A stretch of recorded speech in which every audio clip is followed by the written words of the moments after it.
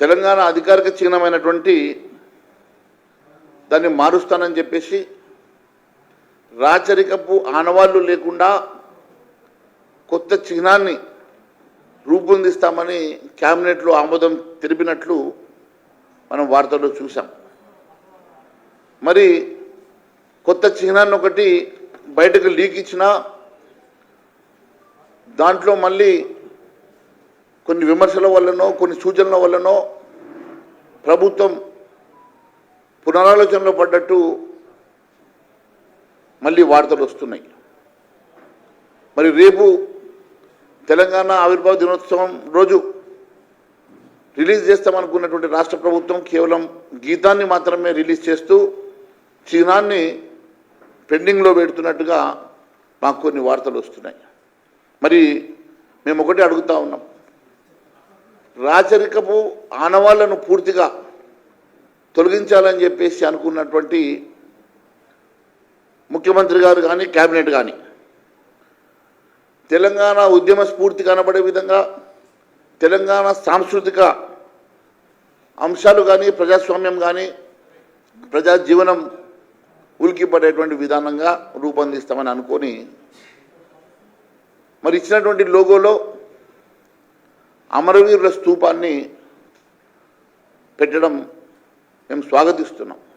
ఎందుకంటే మీరు పెట్టినటువంటి అమరవీరుల స్తూపం ఇది దాదాపు 1970లో తొలి ఉద్యమంలో పోలీసుల కాల్పుల్లో దాదాపు 370 మంది తెలంగాణ వాదులు అమరులైనటువంటి దానికి గుర్తుగా తెలంగాణ బిడ్డలు నిర్మాణం చేసుకున్నటువంటి ఈ స్తూపం. మరి ఆ రోజు కాంగ్రెస్ ప్రభుత్వంలో 370 మంది తెలంగాణ బిడ్డలను పోలీసుల చేత పిట్టలను కాల్చినట్టు కాల్చి చంపినటువంటి కాంగ్రెస్ ప్రభుత్వం ప్రజలు మళ్ళీ గుర్తు తెచ్చే విధంగా మీరు ఈ చిహ్నాన్ని మీరు దీంట్లో పెడుతున్నారు. దానికి మాకు ఎలాంటి అభ్యంతరం లేదు. కానీ ఈరోజు మళ్ళీ మీరు వెనక్కి తగ్గి సమాధికి చిహ్నమైనటువంటి చార్మినార్ని తొలగించేటువంటి దమ్ము ధైర్యం మీకు ఉన్నదా? ఈ తెలంగాణ గడ్డ మీద ఎన్నో అరాచకాలు చేసి ఎంతో హిందువుల రక్త మాంసాలతోటి హిందువుల మానభంగాలు ఆడబిడ్డల మానవిమానాలతోటి చెలగాటం చేసినటువంటి ముస్లిం పాలకుల చిహ్నాలను తొలగించేటువంటి ధైర్యం మీకు ఉన్నదని అడుగుతున్నా. క్రూరంగా తెలంగాణ హిందూ బిడ్డల్ని హింసించినటువంటి ముస్లిం పాలకుల చిహ్నాల్ని తొలగించాలంటే కేవలం చార్మినార్ని లోగోలో నుంచి తీయడం కాదు. ఈ ప్రాంతంలో వారి ఆనవాళ్ళు ఇంకా చాలా ప్రాంతాల్లో ఉన్నాయి. అవన్నిటినీ కూడా తీసేటువంటి అవసరం ఉన్నది. ఖచ్చితంగా భారతీయ జనతా పార్టీ అధికారంలోకి వచ్చినాక దాని మీద పూర్తిగా ఆలోచన చేస్తుందని చెప్పి మేము తెలియజేస్తా ఉన్నాం. చార్మినార్ని పూర్తిగా చిహ్నం నుంచి తొలగించాలని చెప్పేసి భారతీయ జనతా పార్టీ డిమాండ్ చేయడమే కాకుండా ఈ తెలంగాణ ప్రాంతంలో వలసవాదులైనటువంటి ఈ ప్రాంతంలో అరాచకంగా జ్వరపడ్డటువంటి ముస్లిం పాలకులు హిందూ సామ్రాజ్యాన్ని పూర్తిగా ఆక్రమించుకొని దురాక్రమణ చేసినటువంటి దురాక్రమవాదులు ఈ ప్రాంతంలో హిందువులను ఊచకోతకు వచ్చినటువంటి ఆ పాలకుల ఆనవాళ్లను కూడా మీరు మరి పూర్తిగా తీసేయాల్సినటువంటి అవసరం ఉన్నది అని చెప్పేసి భారతీయ జనతా పార్టీ మరి గుర్తు చేస్తూ ఉన్నది. నిజంగా రాజరిక గుర్తులను తొలగించాలని చిత్తశుద్ధి ముఖ్యమంత్రి గౌరవ రేవంత్ రెడ్డి గారికి నిజంగా ఉంటే తెలంగాణ నుంచి ఎన్నో ప్రాంతాల్లో వారి గుర్తుల్ని చిహ్నాల్ని తొలగించాల్సినటువంటి అవసరం ఉన్నది. కానీ ఈ తెలంగాణ గడ్డ మీద హిందూ రాజు అయినటువంటి కాకతీయ తోరణం ఈ ప్రజల కోసం, తెలంగాణ బిడ్డల కోసం, ఈ తెలంగాణ తెలుగు బిడ్డల కోసం, ఈ ప్రాంతంలో హిందూగా ప్రతి హిందూకి వారి సంక్షేమం కోసం పనిచేసినటువంటి మరి హిందూ రాజు అయినటువంటి కాకతీయ సామ్రాజ్యపు తోరణమైనటువంటి ఆ తోరణాన్ని తొలగించడం నిజంగా శోచనీయమని తెలియజేస్తా ఉన్నాను. ఖచ్చితంగా చివరి హిందూ రాజు అయినటువంటి, ఈ ప్రాంతానికి చివరి హిందూ రాజు అయినటువంటి కాకతీయ తోరణాన్ని ఖచ్చితంగా ఈ లోగోలో, ఈ చిహ్నంలో ఖచ్చితంగా ప్రతిబింబించేలాగా మీరు చూడాలని చెప్పేసి భారతీయ జనతా పార్టీ డిమాండ్ చేస్తూ ఉన్నది. ఈ దురాక్రమణదారులు కాకతీయ హిందూ సామ్రాజ్యాన్ని కూలదోసి దురాక్రమణ చేసి కొన్ని వందల సంవత్సరాలు ఈ ప్రాంతంలో హిందువుల మీద అరాచకంగా పాలన సాగించినటువంటి వారి తోరణాలు, వారి మరి రాచరికపు చిహ్నాలు ఇంకా ఆదిలాబాద్ నుంచి తెలంగాణ ప్రాంతంలో ప్రతి చోట కనిపిస్తూ ఉన్నాయి. ముఖ్యంగా ఎదురపురం అని పిలువబడేటువంటి ఆదిలాబాద్ని, ఎదురపురం అని పిలువబడేటువంటి వారిని బలవంతంగా ఆ రోజు ఆదిలాబాద్ పేరు పెట్టి ఈరోజు వాడకంలో ఇంకా గ్రామీణ ప్రాంతాల్లో ఎదురపురం అనే పిలుస్తారు. అలాంటి ప్రాంతంని మీరు ఆదిల్ పేరు పెట్టుకున్నటువంటి ఆ రాచరికపు మరి కాదని చెప్పేసి అడుగుతా ఉన్నాను. అది రాచరికపు చిహ్నమనని భావించడం మీరు లేదా అని చెప్పి నేను అడుగుతా ఉన్నాను. అలాంటివి హైదరాబాద్ భాగ్యనగరంగా, అదే మాదిరిగా మహబూబ్ నగరు పాలమూరు జిల్లాగా, అదే మాదిరిగా కరీంనగరు నిజామాబాద్ ఇందూరుగా, మరి కరీంనగర్ లాంటి అన్ని ప్రాంతాల్లో మీరు ఒకసారి చూస్తే సికింద్రాబాద్ లష్కర్గా, కరీంనగర్ ఎలగందలగా, మహబూబ్ నగర్ పాలమూరుగా, మహబూబాబాద్ మానకోటగా ఇంకా పిలువబడేటువంటి ప్రాంతాలు మరి అన్నిటినీ కూడా ఆ రోజు బలవంతంగా వారు ముస్లిం పేర్లు పెట్టేసినటువంటి ఆ ప్రాంతాలను మరి ఎందుకు మీరు మార్చాలని ఆలోచన చేయడం లేదు.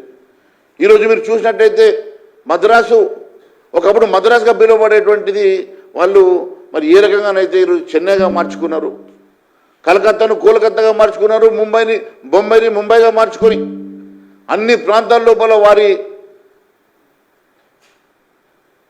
వారి పేర్లు మార్చుకొని అన్ని రకాలుగా పురాతనమైనటువంటి పేర్లను పునరుద్ధరణ చేసుకున్నటువంటి మరి చాలా రాష్ట్రాల్లో మరి తెలంగాణ రాష్ట్రం ఎందుకు ఆలోచన చేయడం లేదు? తెలంగాణ రాష్ట్రంలో ఈ ముస్లిం ఓట్ల కోసం పాకులాడేటువంటి కాంగ్రెస్ పార్టీ ఎందుకు ఈ రకంగా మరి ఈ ప్రాంతంలో ఉన్నటువంటి ఈ ఆనవాళ్ళను తొలగించేసి మరి పాత సాంస్కృతికంగా తెలంగాణలో ఉన్నటువంటి వాస్తవ పేర్లైనటువంటి ఆ వాస్తవ పేర్లను మరి పునరుద్ధరణ జరిగితే తప్ప ఈ తెలంగాణ సంస్కృతి పునరుద్ధరణ జరగదు అని చెప్పి నేను తెలియజేస్తా ఉన్నాను. తెలంగాణ ఫార్మేషన్ డే రోజు పునరుద్ధరణ అంటున్నారు. పునరుద్ధరణ అంటే మన సాంస్కృతిక పునరుద్ధరణ జరగాల. గత పాలకుల్లో గతంలో ఉన్నటువంటి మరి సాంస్కృతిక పేర్లను కూడా మనము వారి అరాచకమైనటువంటి పాలనలో ఉన్నటువంటి రాజరిక చిహ్నాలను తొలగించాల్సినటువంటి అవసరం ఖచ్చితంగా మరి ప్రభుత్వానికి లేదా అని చెప్పి మేము అడుగుతా ఉన్నాం.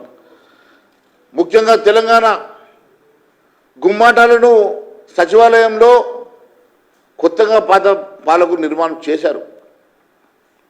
మరి నిజంగా చిహ్నాలు ఉండొద్దంటే మరి ఆ టోమ్స్, ఏ ముస్లిం పాలకులకు సింబాలిక్గా ఉన్నటువంటి ఆ టోమ్స్ ఏవైతే ఉన్నాయో ఆ గుమ్మాలటను తొలగించేటువంటి ధైర్యం, దమ్ము మీకు ఉన్నదని అడుగుతున్నా. సెక్రటేరియట్లు దాదాపు 34 గుమ్మాటాలు నిర్మాణం చేసినటువంటి పాత పాలకులు కేవలం ముస్లిం ఓట్ల కోసమో ఓవైసీని సంతోషపెట్టడం కోసమో చేసినటువంటి ఆ గుమ్మాటాల నిర్మాణాన్ని మరి ఎందుకు తొలగించడం లేదు? అవి తొలగించి మరి నిజంగా తెలంగాణ సాంస్కృతికమైనటువంటి మరి చిహ్నాలైనటువంటి మరి మన తెలంగాణ ఉట్టిపడేటువంటి చిహ్నాలను ఎందుకు నిర్మాణం చేయడం లేదని చెప్పి మేము ప్రశ్నిస్తున్నాం. తెలంగాణ సాంస్కృతిక చిహ్నాలను మనం ముందుకు తీసుకురావాల్సినటువంటి సాంస్కృతిక నిర్మాణం, తెలంగాణ పునర్నిర్మాణం జరగాలంటే తెలంగాణ సాంస్కృతికంగా అన్ని రకాలుగా ఉన్నటువంటి వైభవాన్ని ముందుకు తీసుకురావాల్సిన అవసరం ఉంటుంది. కానీ ఈ రాజరికపు మీరన్నటువంటి ఈ రాజరికపు ఆలోచన లేకుండా పూర్తిగా నిర్వీర్యం చేస్తామని చెప్పినటువంటి ముఖ్యమంత్రి గారు, ఆనవాళ్ళు లేకుండా చేస్తామన్నటువంటి ముఖ్యమంత్రి గారు రాజరికపు ఆనవాళ్ళు ఇవన్నీ మీకు కన్నారా కనబడతలేవా? మరి ఇవన్నీ తొలగించినప్పుడే కదా నిజంగా రాజరికపు మరి నిర్మూలన జరిగినట్లు అని మేము భావిస్తూ ఉన్నాం. అంతేకాకుండా మరి తెలంగాణ ఉద్యమంలో మీరు చేసినటువంటి అదేవిధంగా మీరు మేనిఫెస్టోలో మీరు చాలా స్పష్టంగా చెప్పారు, తెలంగాణ అమరవీరులందరికీ కూడా 25,000 రూపాయలు ప్రతి కుటుంబానికి ప్రభుత్వ ఉద్యోగం ఇస్తామని చెప్పారు.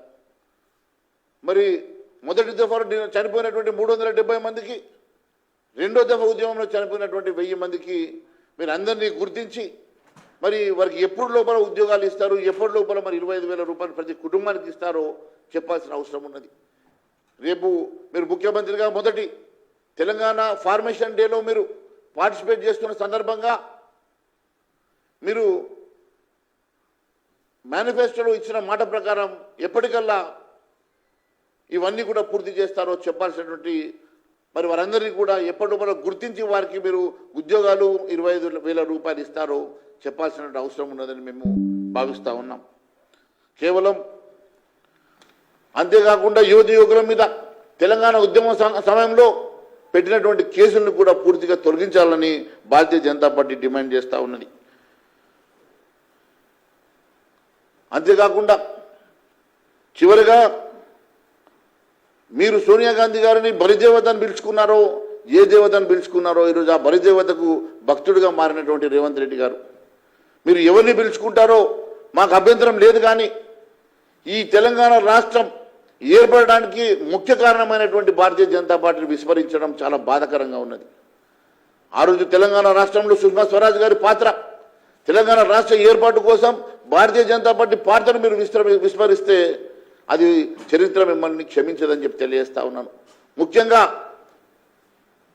అప్పర్ సభలో రాజ్యసభలో మీకు మెజార్టీ లేకుంటే భారతీయ జనతా పార్టీ పూర్తి మద్దతుతోటి మీరు ఆ రోజు బిల్లును పాస్ చేసుకొని ఈరోజు తెలంగాణ రాష్ట్ర ఏర్పాటు జరిగితే, అలాంటి భారతీయ జనతా పార్టీ గురించి ఏ ఒక్క ముక్క కూడా చెప్పకుండా భారతీయ జనతా పార్టీని మరి నాయకులను ఎవరిని కూడా మీరు ఈ రకంగా ఇన్వైట్ చేయకుండా మీరు అవమానపరచడం అనేది మరి చరిత్ర మిమ్మల్ని క్షమించదని చెప్పి నేను తెలియజేస్తా ఉన్నాను.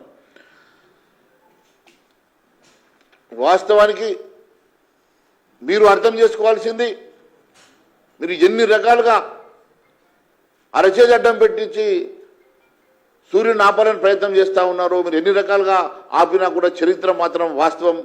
చరిత్రలో తెలంగాణ రాష్ట్ర ఏర్పాటులో భారతీయ జనతా పార్టీ లేకుండా తెలంగాణ రాష్ట్రం ఏర్పాటు అయి ఉండేది కాదు. తెలంగాణ రాష్ట్ర ఏర్పాటులో పూర్తిగా భారతీయ జనతా పార్టీ పాత్ర పెద్దన్న పాత్రగా అందరూ గుర్తించుకుంటారు.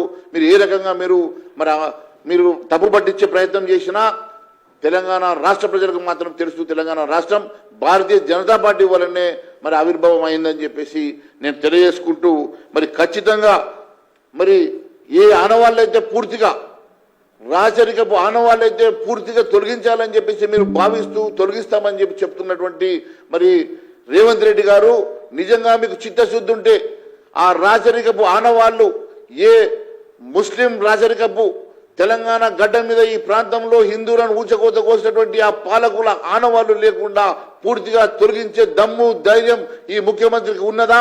ఉంటే ఖచ్చితంగా మేము డిమాండ్ చేసేటువంటి ఆ పేర్లతో సహా ఆనవాళ్లు డోమ్లతో సహా మొత్తం ఆనవాళ్లను తొలగించి మరి తెలంగాణ సంస్కృతిని పునరుద్ధరణ చేయాలని చెప్పేసి భారతీయ జనతా పార్టీ డిమాండ్ చేస్తూ ఉన్నది. Thank you.